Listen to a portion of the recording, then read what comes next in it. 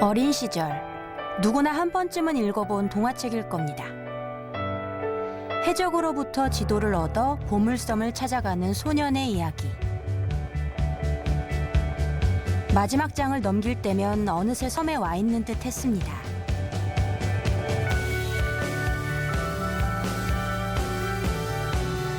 어른이 된 후에도 종종 섬을 꿈꾸곤 했습니다. 동화책 속 금은보화는 아니더라도 그곳에 가면 특별한 무엇이 있을 것 같았습니다.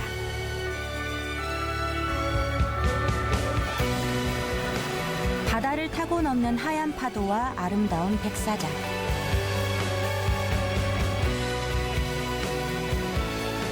오후가 되면 붉은 낙조가 타오르는 곳.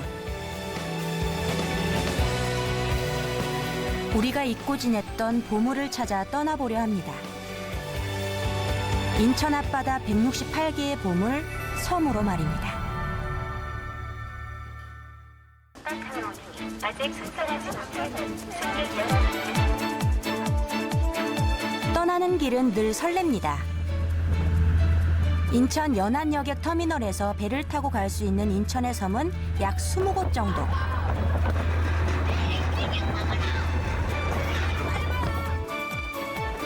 인천에 속해 있는 섬은 무려 168개나 됩니다. 그중 128개의 섬은 사람이 살지 않는 무인도라는데요. 40여 개의 크고 작은 섬에 약 10만여 명의 사람들이 살고 있습니다.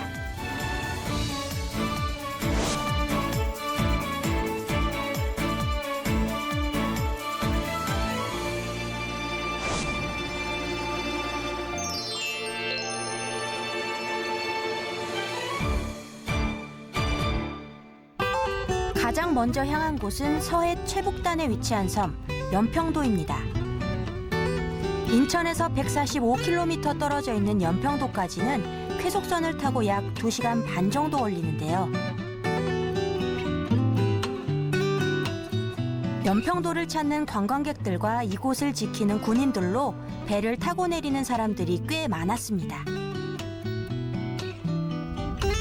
연평도는 인천보다 북한에 더 가까운 섬입니다.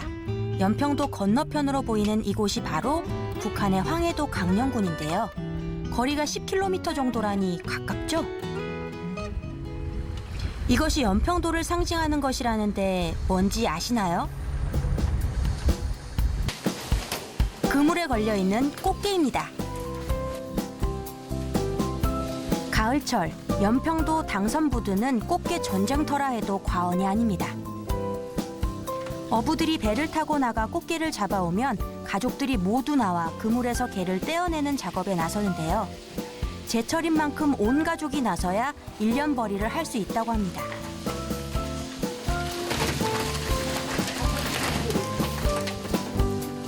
그러다 보니 말 한마디 하지 않고 모두 작업에만 열중하고 계셨는데요. 와, 꽃게가 엄청나게 많죠. 그렇다면 이 꽃게를 어떻게 분류하고 계신 건가요? 크기별로 하고 그다음에 해서 나중에 다시 또 골라내고 10kg짜리 박스다가 붙어갈게요. 그래서 크기별로 아무것도 잘 없는 거, 바가지 이런 거 전체 골라낸 다음에 나중에 이거 암캐를 다시 또 10kg짜리 박스 상품 가치를 다시 만들어. 지금 과정은 거의 탕으로 먹으면 구수한 국물 맛이, 찜으로 먹으면 달달한 게살 맛이 일품일 텐데, 으아, 먹고 싶다. 하지만 예로부터 연평도는 꽃게보다 조기로 더 유명했던 곳입니다. 1960년대 말까지 연평도 근해는 조선 제1의 조기 황금어장이었는데요. 때를 만난 조기잡이로 연평도 근해 일대에는 수백 척의 어선들이 모여들어 어로 작업이 한창입니다. 해군 경비선대의 보호 밑에 휴전선에 이어 한 20마일의 해상에서는 어선들이 조기잡이에 여념이 없습니다. 이 조기잡이는 4, 5월이면 조선 팔도의 안강만 어선들이 연평도에 집결해 조기를 건져 올렸다는데요. 물반 고기 반이라 할 만큼 어획량이 엄청났다고 합니다. 4월 중순부터 6월까지 2달간 선상시장인 조기파시가 열리기도 했다네요. 80%가 목선이었는데 그 목선들이 이 연평도 근해 조기가 잡힌다는 소리를 듣고 이제 조업을 하러 옵니다. 조기를 하러 오는데 그때 당시 여기 왔던 배들이 약 3천여 척에 이렇게 가까웠다고 합니다. 그러면 이제 조기가 이제 많이 잡히는 것도 또한 이제 사람들이 많이 또 이제 모이게 되잖아요. 이제 섬 지역이기 때문에 이제 물품들이 많지 않기 때문에 외부에서 이제 상인들이 이제 물품 거래를 하기 위해서 옵니다. 그래서 이제 그 100여 상인들이 이제 와서 이제 자판 시장을 열려서 이제 명동거리 못지않게 이제 자판이 열리고 그래서 이제 조기와 물밀균에서 먹게 살게 되고 또한 사람들도 이제 북적북적거렸고요. 연평도가 조기로 이름을 알리기 시작한 건 조선시대부터입니다.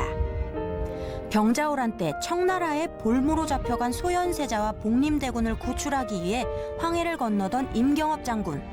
이때 먹을 것을 구하러 연평도에 들렀다가 당섬 안쪽 안모거장에 가시나무를 꽂아 물고기를 잡게 되었는데요. 가시마다 수많은 조기가 걸렸고 이것이 조기잡이의 시초가 되면서 임경업 장군은 조기의 신이 되었습니다. 지금도 연평도에는 조기와 풍어의 신인 임경업 장군을 모시는 사당이 있습니다. 하지만 60년대 후반부터 거짓말처럼 연평도에서 조기가 자취를 감추어 버렸습니다. 환경의 변화 때문인지 북방 한계선 때문인지 알 수 없지만 팔뚝만한 알배기 조기는 이제 연평도의 추억이 되고 말았습니다.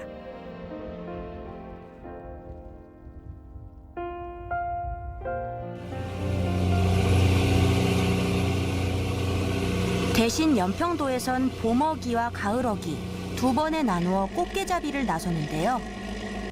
북한을 지척에 두고 있어 어선은 반드시 일출 때 출항해 일몰 때 귀항해야 합니다. 30여 년간 바다일을 해왔다는 선장님.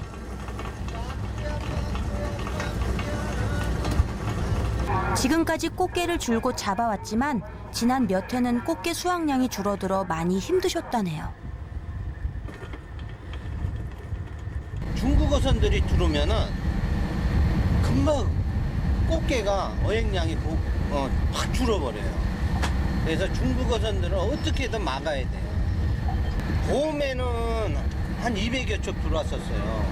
200여 척 들어와가지고 서단, 동단 해가지고 딱 쌍끌이들이 싹 쓸어가가지고 꽃게 어획량이 한 70%가 감소됐었어요. 해마다 서해상에 나타나 불법 조업을 하는 중국 어선들 때문에 큰 타격을 입었던 건데요. 지금 중국 어선들이 집당으로 저항하고 있다. 지금 중국 어선들이 집당으로 저항하고 있어. 다행히 최근 들어 불법 조업 어선을 적극적으로 단속하면서 꽃게 수확량이 늘었다는데요. 다행이네요.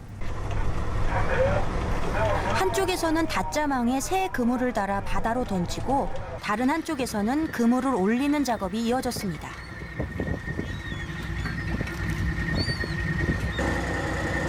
꽃게가 그물에 걸려 줄지어 올라오는 모습이 신기해 보이는데요. 그물에 아무리 많은 꽃게가 걸려도 2, 3일 이내에 걷어 올리지 못하면 죽어버리기 때문에 꽃게잡이는 스피드가 중요합니다. 연평도 주민들한테는 특히 어민들한테는 뭐 꽃게가 밥줄이죠. 그리고 주민들도 꽃게가 생산되면서 꽃게 따가지고 용돈벌이하고 또 생활비 또 충당을 하고 그러다 보니까 지금은 꽃게가 연평도의 전체적인 생산에 뭐 거의 한 70% 이상 차지하지 않겠습니까? 그러다 보면 뭐 꽃게는 밥줄이다 이렇게 말씀드리고 싶네요. 푸른 바다를 누비며 어부로 살아온 지 30여 년. 힘든 일도 많았습니다. 특히 이곳 연평도 사람들에겐 모두 함께 겪어야 했던 아픈 상처가 있습니다. 연평 해전 1차 연평 1차 2차 해전 때 여기 어민들이 피해를 많이 받지 않습니까? 그 다음에 피폭 터졌을 때도 조업을 하다 말고 또 육지로 피양 가가지고 어부 같은 것도 그냥 유실되고 다 잊어버리고 그래가지고 피해를 많이 봤죠. 계속 어민들은 이런저런 피해를 계속 반복적으로 받으면서 그래도 여기서밖에 어뢰행위나 해본 게 없으니까 계속 연평도에서만 하는 거예요. 딴 지역은 가서 할 생각은 못하죠. 지척에 있는 북한을 바라볼 때마다 그때의 아픔이 떠올라 지금도 마음이 불안한 건 사실입니다. 1999년과 2002년 연평도 인근에서 우리 해군 함정과 북한 경비정 간의 해전이 있었고 2010년에는 포격을 가하는 사건까지 일어났습니다. 떠나고 싶은 적도 많았지만 삶의 터전을 쉽게 떠날 순 없었습니다. 연평도가 어떻게 바뀌어요? 그냥 중국 어선들 안 들어오고 연평 어민들이 계속 꽃게를 많이 잡을 수 있게 계속 유지할 수 있는 거, 이 상황을 계속 유지하는 게 제일 중요하다. 특별히 환경이 바뀌어가지고 그런 것보다는 그냥 꽃게가 많이 나는 자원이 풍부한 연평 해역이 돼가지고 계속 우리 후손들한테도 이 어장을 돌려줄 수 있는 그런 환경을 만들어줘야죠. 그 이상은 없습니다.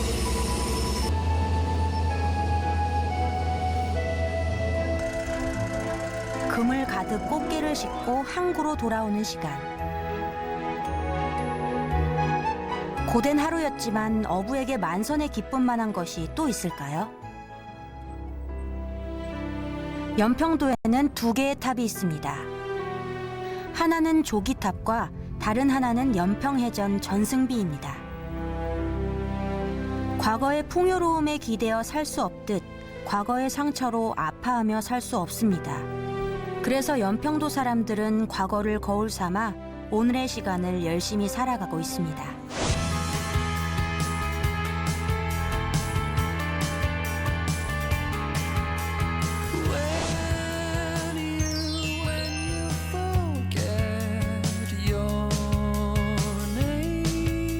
섬은 섬이지만 바다를 건너지 않아도 되는 섬들이 있습니다. 섬과 무틀 연결해주는 연육교가 놓여있기 때문인데요. 대부도에서 영흥도로 가는 징검다리 섬, 선제도 역시 마찬가지입니다. 선녀들이 내려와 춤을 추었다고 해서 선제도라 이름 지어졌다는데요. 선제대교를 건너면 왼쪽으로 아름다운 당너머 해변이 펼쳐지고 그 너머에 마치 금빛 융단을 깔아놓은 듯 길을 열어주는 목섬이 보입니다. 썰물 때마다 목섬으로 향하는 길이 열린다고 해서 사람들은 선제도를 기적의 섬이라 부르기도 하는데요. 선제도가 고향이라는 김현용 씨, 그에겐 기적 같은 이야기가 있습니다.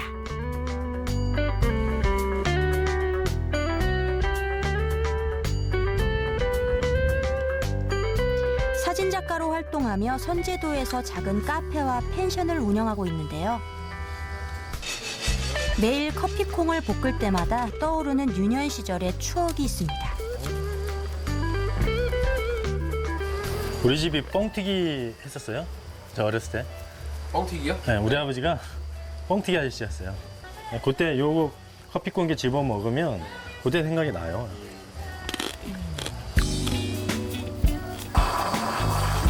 그의 기억 속 아버지는 목수이자 대장장이었습니다. 겨울철엔 뻥튀기 아저씨가 되기도 했고 마지막엔 선제도의 어부로 살고 싶어 했습니다. 카페 한쪽 벽면을 가득 채우고 있는 사진들. 아들이 찍은 사진 속 주인공은 늘 아버지였습니다. 아들 연용 씨가 섬으로 다시 돌아오게 된 것도 아버지 때문이었죠. 선제도가 제가 고향에 다시 내려온 지가 2000년에 내려왔으니까 벌써 16년 됐어요. 그 내려오게 된 계기가 이제 아버지가 시력을 잃었기 때문이었는데 뭔가 큰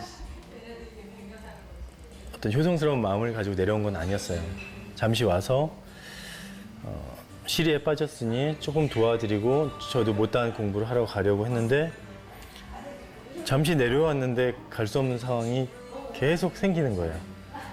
그러다 보니까 벌써 이렇게 16년이라는 세월이 흘렀는데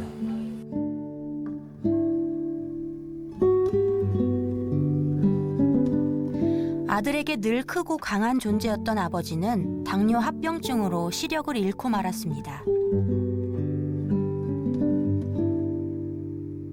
잠시 아버지를 돕겠다며 섬으로 돌아온 아들에게 아버지는 어부가 되고 싶다 했습니다. 그것이 가능한 일이었을까요? 어장까지 줄을 맸습니다. 이걸 우리는 생명줄이라고 말을 했는데 이 줄을 매서 아버지가 이걸 잡고 다닐 수 있게 했죠. 그러면서 바다를 다니기 시작했어요. 바닷물이 빠져나갈 때 고개 잡히기 때문에 조금 더 늦잠을 자고 싶어도 정해진 시간에 나가지 않으면 물고기는 다 죽어요. 그래서 자연의 시간에 그 호흡에 맞춰서 늘 같이 움직여야 되는 거죠. 결국 자연을 닮아간다고 보여지는데 꼭 그 수도승처럼 정확한 시간에 그걸 따라서 자연의 섭리대로 움직여야 되는 그런 이 어촌의 그 삶이 좀 더 철저해야 되고 부지런해야 되고 그래서 그런 어떤 모습들이 아버지의 삶을 많이 바꿔놨다고 봐요. 마지막까지 어부로 사셨던 아버지는 지난 2008년 세상을 떠났습니다.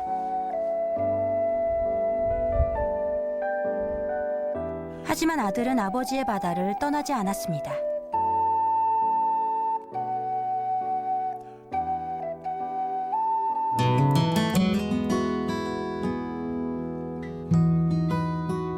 카페 옆 작업실은 아버지의 공간이었습니다.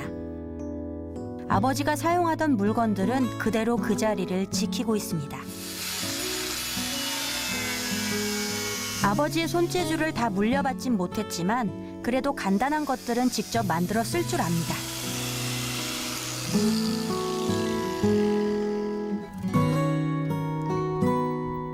어느 것 하나 버릴 수 없었습니다. 작은 것에도 의미가 담겨 있으니까요. 이게 아버지가 실제로 사용하시던 연장들이고 눈을 잃기 전에 목수셨어요. 저희 아버지는 대장장이기도 했고 목수시기도 했고 그래서 선제도에 정말 많은 집을 지으셨어요. 이 연장들 직접 다 깎아서 만드신 거라고 그래요.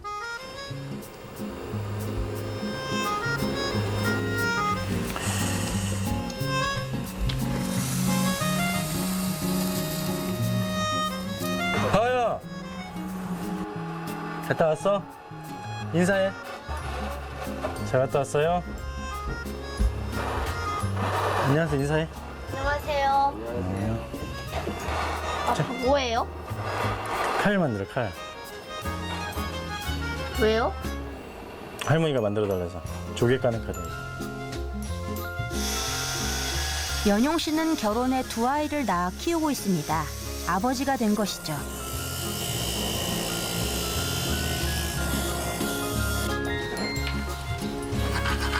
자연 속에서 아이들을 키우는 만큼 환경 문제에도 관심이 많습니다. 버려진 물건들을 닦고 손질해 새로운 물건으로 만드는 업사이클링을 하고 있는데요. 이런 노력들을 통해 아이들에게 바다와 자연의 소중함을 알려주고 싶습니다.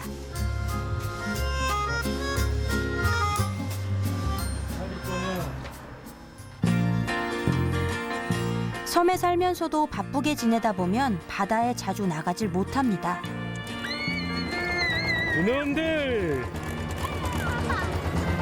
이놈들! 오랜만에 바다로 나서는 길. 아이들과 함께 있을 때면 연용 씨의 입가에서 웃음이 떠나질 않습니다. 하이라, 저 햇님 봐봐, 하이라. 그 옛날 아버지도 그랬을까요?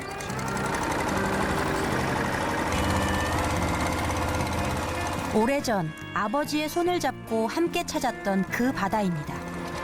다 왔어, 이제.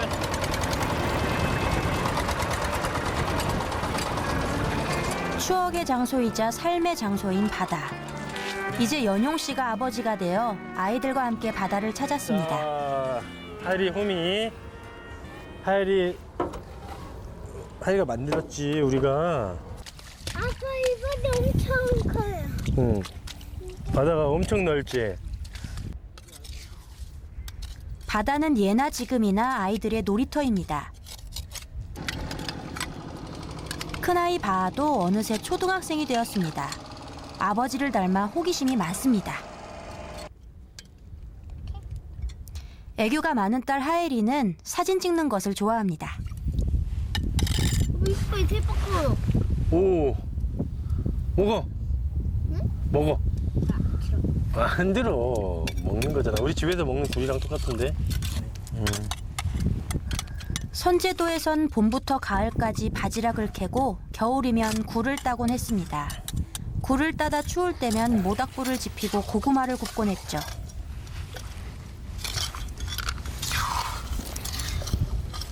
그때 보았던 바다도 그때 보았던 일몰도 여전히 그대로입니다. 제가 여기서 4대째를 살고 이 아이가 5대째를 살아가는데 이 자연은 하나도 바뀐 것이 없어요. 어쩌면 이 아이가 지금 이렇게 놀고 있는 모습을 제가 멀리서 지켜보고 있는 이 마음이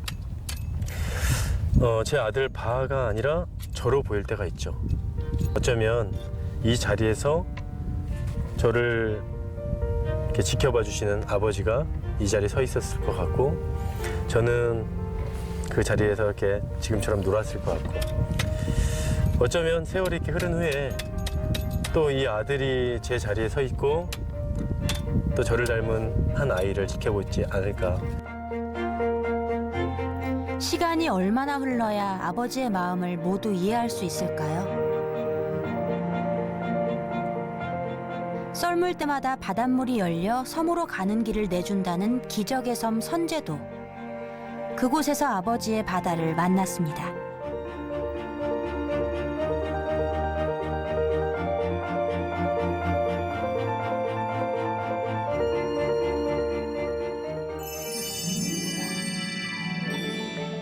(2017년) 현재 인천의 섬은 168개입니다.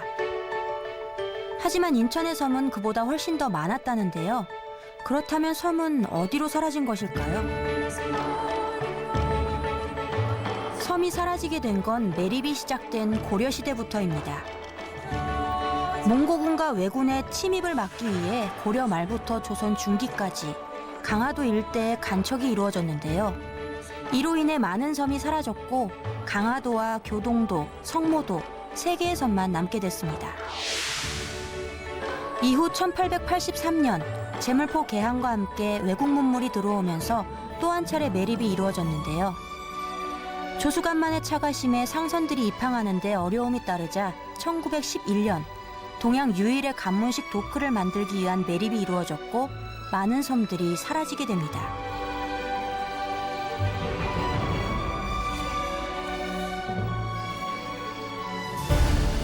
우리가 잘 알고 있는 월미도와 소월미도도 섬이었지만 매립으로 육지와 연결되면서 지금의 모습이 되었습니다. 1980년대에는 인천 7개의 섬을 남북으로 연결했고 섬은 육지로 변하면서 8개 섬도 사라졌습니다. 또한 인천공항이 들어선 영종도 역시 매립지 위에 세워진 것인데요. 영종도, 삼목도, 용유도, 신불도 등 4개의 섬이었던 곳을 매립해 하나의 큰 섬이 되었고 그 위에 공항이 들어선 것입니다. 현재 인천 면적의 20% 이상이 매립으로 생긴 땅이라 합니다. 그 때문에 섬이라 이름 붙여졌지만 더 이상 섬이 아닌 곳도 있고 바다가 아닌 육지로 변해 사라져버린 섬도 많습니다.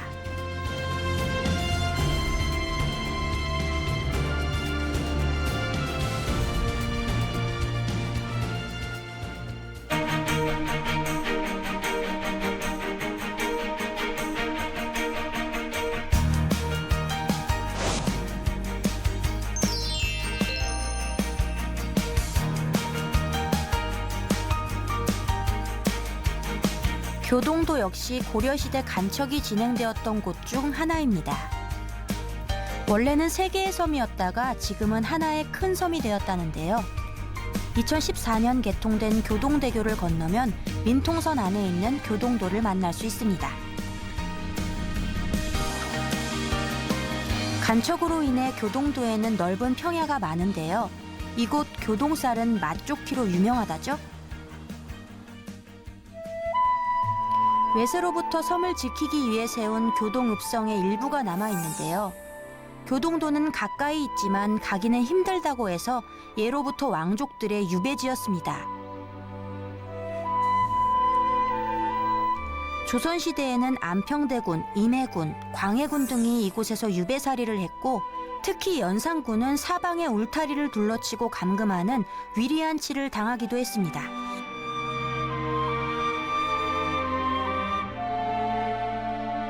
교동도는 깨달음의 학문을 품은 교육의 섬이기도 합니다. 당시 학문을 하는 사람이라면 강남 8학군이나 외국 유학이 아닌 이곳 교동으로 유학을 올 정도였다는데요. 향토 사학자인 한기출 씨는 섬에 대한 애정이 남다릅니다. 교동 사람은 머슴도 자기 이름 석자는 한문으로 쓸 수 있다. 뭐 이런 것이 교동의 그 학습 내지는 그 학풍이었었거든요. 고려시대 학자인 안향이 중국에서 공자와 주자상을 들고 와 모신 곳이 바로 이곳 교동향교인데요. 여기가 이제 대성전 건물이죠. 네, 공자님과 이제 그 유학을 이제 굉장히 크게 발전시킨 성현들의 위패를 모시고 제례를 행하는 그런 공간이죠. 여기 이 출입문 같은 모든 것이 얕죠. 이 가운데 이 재행에 관한 신성시하는 이제 중문 외에는 그 이유는 공자님에게 예의를 갖추기 싫어도 여기 들어올 때는 머리 숙이고 예의를 갖춰라 해서 얕은 겁니다. 교동향교는 우리나라에서 가장 오래된 향교로 공자와 주자상 외에도 우리나라 유학자인 최치원, 정몽주, 이황, 송시열 등 동국 18현인의 위패가 봉안되어 있는 곳입니다. 또한 교동도는 지리적으로도 매우 중요한 요충지였다는데요. 교동은 위치적으로 보면 한강과 임진강과 예성강 이 3강이 합쳐지는 그 곳이에요.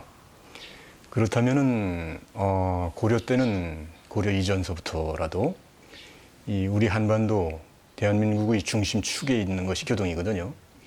거기다가 더해서 이제 그 고려 때의 송도 또 조선시대의 한양 이 서울을 오르기 위한 그 관문이 교동이었었거든요. 위치적인 거죠.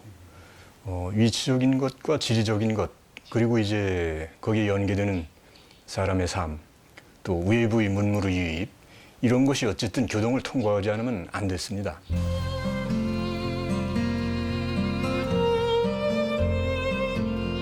과거 사통팔달의 중심지였던 교동은 6.25 전쟁과 함께 더 이상 나아갈 수 없는 섬이 되었습니다.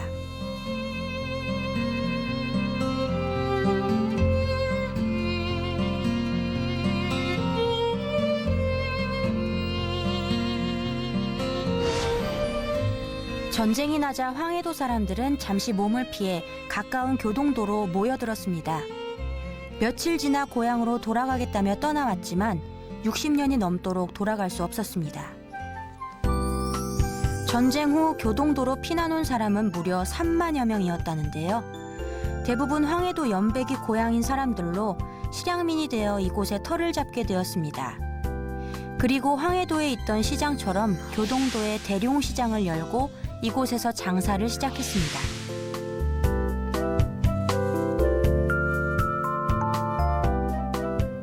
전쟁 전부터 있었다는 2층짜리 일본식 가옥은 아직도 그대로입니다. 이발소와 정육점, 잡화점과 미용실, 시계방과 양복점까지 이곳은 마치 시간이 멈춘 듯합니다. 최근 대룡시장이 사람들에게 알려지면서 주말이면 섬을 찾는 관광객들이 늘었다는데요. 그 덕에 장사가 잘 된다는 꽈배기집 아줌마. 아줌마 고향도 교동이라네요. 그 옛날 어린 시절은 정말로 교동도에서 고생, 눈물과 한숨, 고생으로다가 그냥 살았어요. 근데 그놈의 청춘은 그냥 고생과 그냥 한숨 짓다 보니까 그냥 봄날의 안개처럼 가버렸어요. 청춘은. 어떡하지? 받으세요 일단. 여보씨, 왜 전화했냐? 안녕? 아니, 꽈배기 2개 사 먹으러 왔는데. 그렇게 날 보고 지금 인터뷰하는 거야. 그러니까 내가 고향을 묻지 마세요. 아니, 오늘 안 받아도 내 무슨 고향은 내가 어때? 교동입니다. 그래? 어머니 혼자 5남매를 키워야 했던 시절, 가난이라는 삶의 무게가 실어 섬을 떠났습니다. 하지만 세상살이에 지칠 때면 다시 돌아오고픈 곳도 고향뿐이었습니다.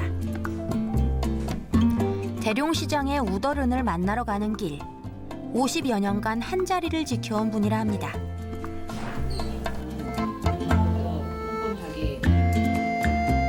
여덟 평 남짓한 작은 약방은 지금도 나이완 어르신의 일터입니다.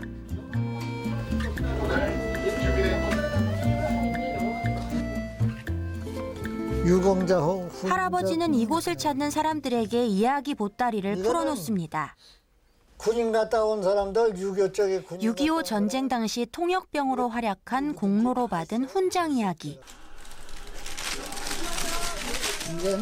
그리고 그리운 가족 이야기는 절대 빠지지 않습니다. 딸이고 이거 시인은 나 뉴욕에서 치과 의사로 일하는 딸과 LA에서 의사로 일한다는 작은 아들, 그리고 동생 이야기까지 교동도의 작은 약방 안에서 그리운 이들의 모습이 펼쳐집니다.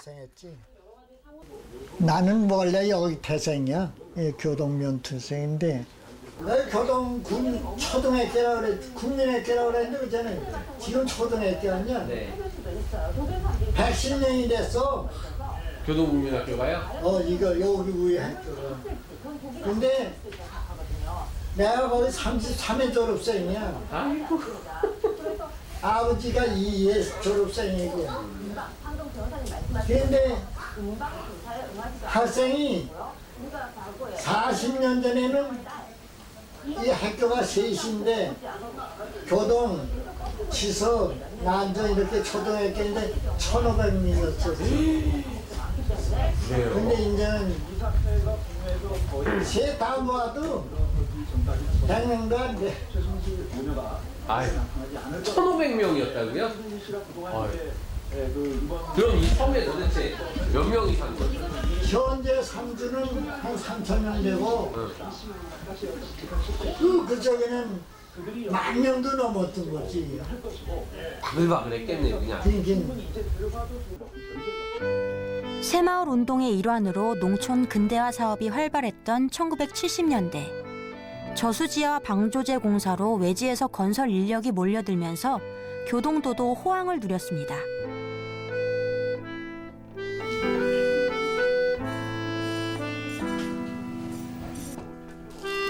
(1975년) 당시 교동도의 인구는 11,000여 명 정도로 대룡시장도 사람들로 북적였습니다. 당시 인근의 약방만도 무려 5개나 있었는데요. 이젠 모두 옛날 이야기가 되어버렸습니다. 지금 나 하나 나왔어. 그 먼저 하던 사람들은 다 돌아가시고 처방전을 가져와도 여기선 어떻게 할 수가 없잖아. 내가 나이가 많아서 또 그렇지만 처방전은 병원이 저 육지에 있지 여기 있나? 그러니까 여기 올 사람이 없잖아. 그러니까 나는 끝난 사람이야. 그래. 근데 노후를 여기서 보내는 거지. 그렇다면 어르신, 교동도는 무엇이 그리 좋은 곳인가요? 내가 여기서 태어났으니까 우리가 7대를 여기서 살았어. 도덕 없고 인심 좋고 그 뭐 먹고 거시기는 거 걱정 없는 거. 그게 좋지. 나이 든 실향민들은 세상을 떠났고 젊은 세대들은 도시를 찾아 떠났습니다. 아직도 손에 닿을 듯한 곳에 가지 못하는 고향이 있고 그래서 섬의 시간은 그렇게 멈추어 있나 봅니다.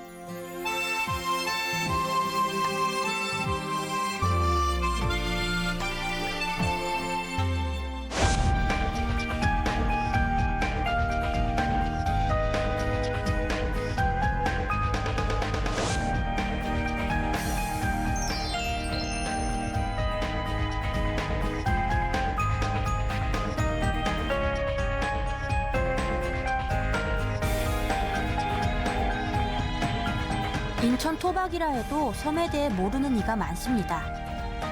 이 아름다운 섬의 이름은 소야도입니다. 처음 들어본다고요? 네, 옹진군 덕전면에 위치한 소야도는 300여 명이 살고 있는 작은 섬이랍니다.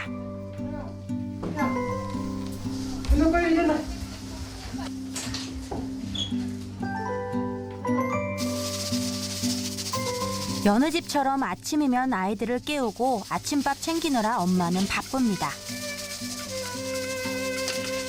3남매를 두고 있는 미영의 엄마는 소야도에서 남편과 함께 펜션을 운영하고 있습니다.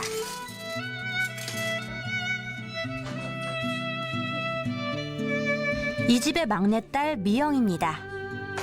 쑥스러움이 많은 편이지만 엄마 아빠에게만큼은 애교가 넘칩니다.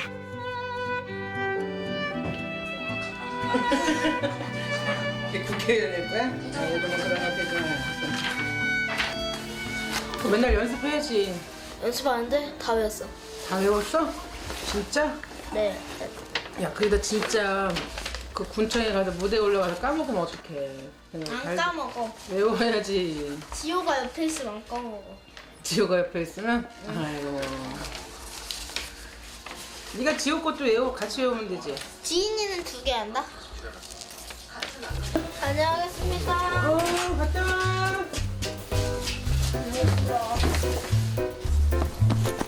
초중고등학교가 같이 있어 중학생인 언니와 함께 등교를 하는데요. 매일 아침 정확한 시간에 맞춰 집을 나서야 합니다. 학교에 가는 스쿨버스를 타야 하기 때문인데요. 학교까지 가는데 걸리는 시간은 대략 20여 분 정도. 걸어서 학교를 다니는 도시 아이들에 비한다면 먼 거리입니다.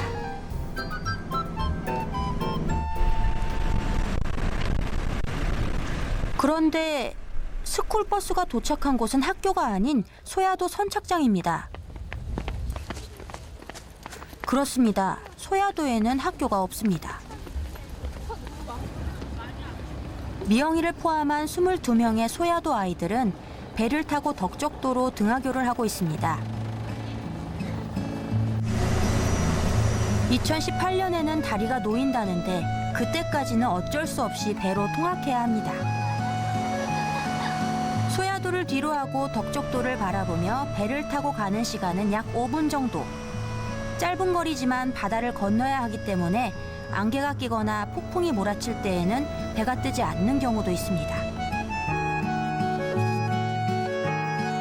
소야도와 덕적도가 속해 있는 섬의 무리를 덕적군도라 합니다. 덕적도와 소야도, 문갑도, 울도, 구럽도, 이작도까지 43개의 유인도와 무인도가 덕적군도에 속해 있는데요. 덕적군도는 고구려와 백제, 신라와 고려에 이르기까지 중국과 오가는 서해 백길의 통로였습니다. 또한 덕적군도의 8가지 아름다움을 덕적팔경이라 하여 노래했을 만큼 자연이 아름다운 곳으로도 유명합니다.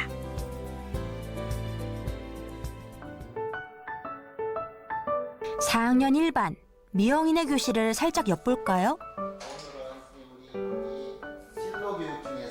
비록 학생은 4명뿐이지만 수업 분위기는 진지합니다. 아이들의 표정을 보면 마음까지 순수해지는데요.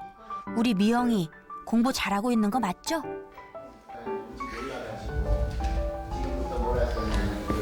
장래 내 꿈에 대해서 얘기해볼게요. 알았어요? 장래 저의 꿈은 이겁니다. 저는 이 꿈을 실현하기 위해서 이러이러한 노력을 하겠습니다. 생각하세요? 저의 꿈은 바리스타이고 그 꿈을 이루기 위해서 카페에 가서 직접 만드는 모습을 구경하고 싶어요. 카페에 가서 배우고 있습니다. 좋아요.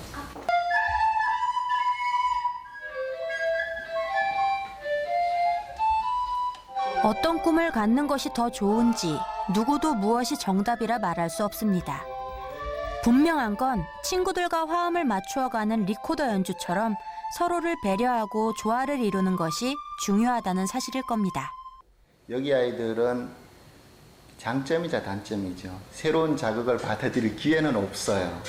그렇지만은 있는 가운데서 아이들이 굉장히 순수하게 서로 조금 모자라거나 부족한 아이들은 챙겨주고 도와주고 그런 부분에 대해서는 굉장히 어떤 착하고 순수하고 그런 모습을 많이 볼 수가 있죠. 쉽게 말해 선생님들 대하는 모습도 아이들이 격이 없이 대하는 것 같지만은 굉장히 어떤 선생님과 아이들 사이도 굉장히 끈끈하고 그런 모습에 대해서 선생님들도 굉장히 아이들이 착하다. 미영이의 하굣길. 또래 도시 친구들은 학교가 끝나면 학원 버스를 탑니다. 하지만 미영이는 배 시간에 맞춰 집으로 돌아가야 합니다.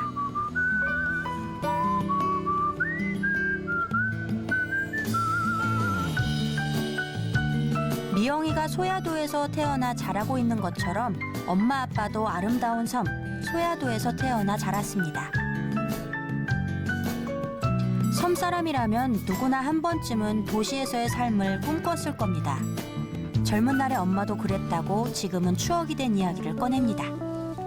저도 이제 중학교까지 다니다가 고등학교는 이제 시내에서 다니고 이제 시내에서 생활하다가 갑자기 들어오게 됐어요. 아버님이 갑자기 이제 사고로 돌아가시는 바람에 이제 어머니 혼자 이제 그 아버지랑 같이 하시던 일을 혼자서는 못 하셔서 들어올 사람이 나밖에 없더라고요. 오빠들은 다 내 직장 생활하고 이제 그러다 보니까 들어와서 이제 애기 아빠 여기서 만나게 된 거예요. 밭에 나가 농사를 짓고 바다에 나가 굴을 따던 엄마를 보며 자랐습니다. 그런데 어느새 그때의 엄마처럼 엄마가 되었습니다. 저도 도시 남자 만나서 그런 희망도 있었는데 어떻게 인연이 이렇게 닿아서 이제 고향으로 다시 와서 이제 생활하게 됐는데 고향이 좋더라고요.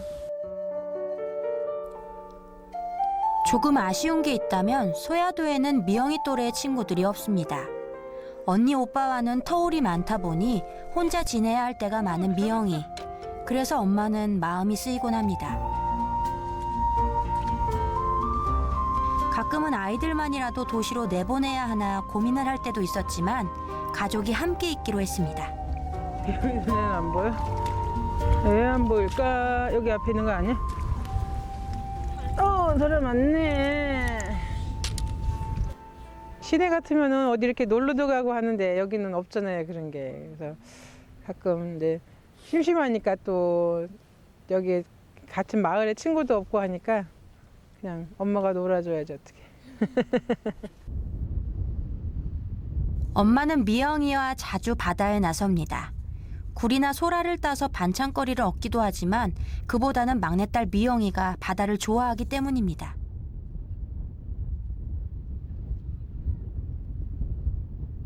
한편으로는 뭐 시내 애들하고 비교하면은 시내 애들은 뭐 학교 갔다 오면 학원으로 어디를 막 이렇게 다니잖아요. 그런 거 비하면은 좀 여기가 이제 그 부모 입장에서는 여기도 좀 학원 있으면 좋겠다 그런 이제 생각이 들 때도 있어요. 애들이 이제 학교 갔다 오면은 학교에서 공부하는 거 외에는 딱히 할 게 없으니까. 그래서 집에 와서 공부 이제 한다고 하는데도 엄마들이 이제 끼고 할 시간이 없으니까 여기는 다 이렇게 맞벌이다 보니까 그게 조금 어떨 때는 마음 아프기도 하고 어떨 때는 이제 자유망하게 이렇게 놀고 하는 것도 아직은 어리니까. 미영이가 선착장에서 배를 기다립니다. 누군가를 만나러 가려는 모양인데요. 네? 누구랑 그렇게 친구요. 친구. 어딨어? 배터 저기에 조그맣게 움직이는 애들이 친구들일 거예요. 곧 있으면 탈 거야. 보이려나? 얘들아, 소야도 봐봐. 내가 손을 흔들어 볼 테니 보이는지 말해주렴. 안녕? 보여? 검은색이 보이니? 보여. 보이는데. 여기 파란색하고 검은색 있다. 진짜? 여기 두 명이 있어. 안녕. 안녕.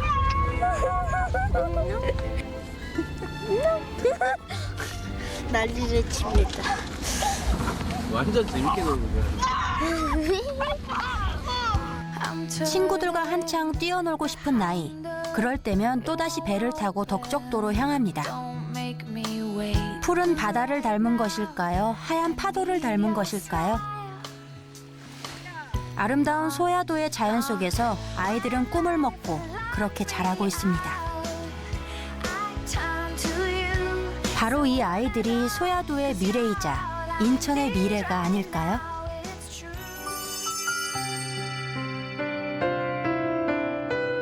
아름다운 인천의 섬. 하지만 섬에서의 삶은 언제 바람이 불고 언제 풍랑이 밀려올지 알 수 없습니다. 어장이 사라지고 어획량이 줄어드는 현실 속에서 자연에만 의지하며 살 수 없으니까요.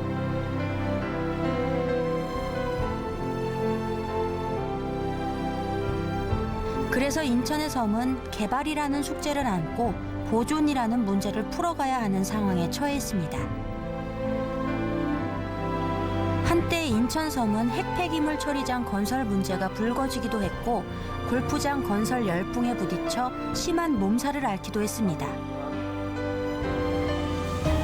관광객들을 막기 위한 정책들이 쏟아져 나오는 현실 속에서 매립과 보존, 파괴와 보호라는 첨예한 갈등 속에 놓여 있습니다. 어떻게 하면 자연을 지킬 것인지, 어떻게 하면 섬과 더불어 잘 살 수 있을지 여전히 우리가 풀어가야 할 숙제들로 남겨져 있습니다.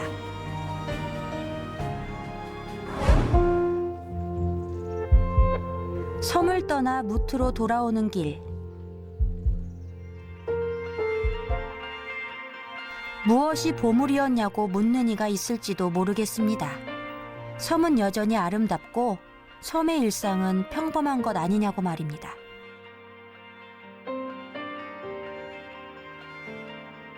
하지만 우리는 그들의 평범한 시간 속에서 반짝이는 순간들을 보았습니다.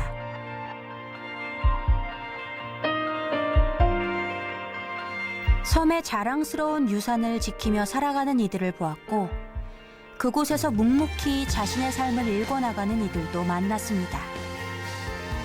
그리고 아버지와 어머니가 그랬듯 우리의 미래인 아이들을 키워나가는 부모도 만났습니다. 그들의 모습이, 그들의 시간이 보석처럼 반짝이고 있었습니다. 섬을 떠나며 생각합니다. 언젠가 다시 섬으로 돌아가겠다고. 아름다운 빛을 발하는 168개의 보물, 섬으로 말입니다.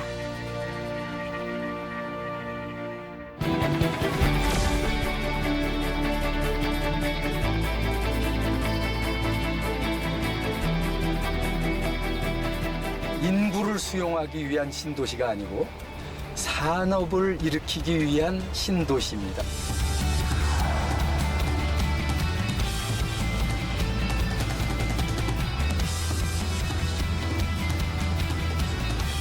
아까 전에 봤던 것